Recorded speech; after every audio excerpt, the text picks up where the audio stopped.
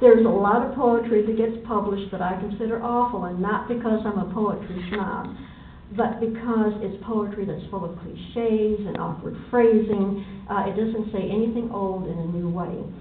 And I say that because there really isn't anything new to say. You can only present it in a new way, something that can sound new with the right words, that can sound new if it is said just a little bit out of the ordinary, a little bit differently.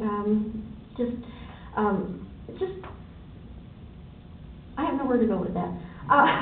But here's an example of an old idea that is not made new. It's part of a poem I found on the internet. The author doesn't matter. I would think she'd be embarrassed to have, well, never mind. That's shame on me.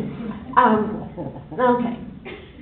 Your kisses, your smiles, they drive me crazy for miles. Your arms around my body with care, always knowing you'll be right there. Your eyes are a pool of blue. Every look into them whispers, I love you. You are soft-spoken and sincere. My heart is in pain when you're not here. Maybe the emotions in the poem are sincere. I have a feeling it was probably a pretty young person that wrote it. But the poem itself is awful.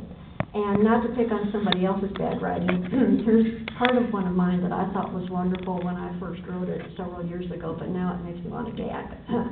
So let me get a grip.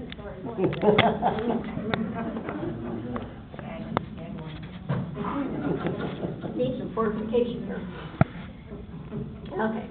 When he was young, he lost his dad. His mother raised him up. He had no time to be a child before he was a man. He lost his mother, lost his heart, got married, had a son. He left his farm to feed them, so lost his way of life. So why are they bad poems? Well, I think it should be obvious. Bad rhythm, trite rhymes to go with right words, awkward phrasing because I say so. Just bad poetry. So, what makes a good poem? I don't know. I told you I don't know anything. Poems are personal. If you get something out of it, if you like it, if it has meaning for you, then in that limited format, it is good. But that doesn't make it a good poem. For me, a good poem is one that makes me laugh, or I get teary over, or it makes me go, interesting. Or it makes me want to reread it. It makes me think, pause, react in some way. Even if I react in, oh, yuck, because it's a gross poem, as long as it has been well written grossly, then to me it's a good poem.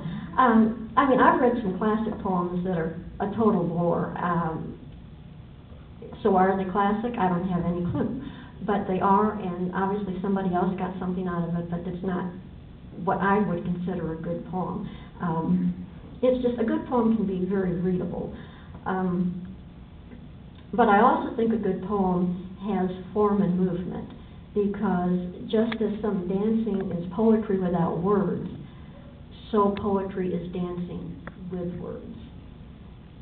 It can make something ordinary extraordinary, and it can talk about the simplest things in the most profound way, and yet the simpler the words, the more profoundly it can impact the reader or the listener.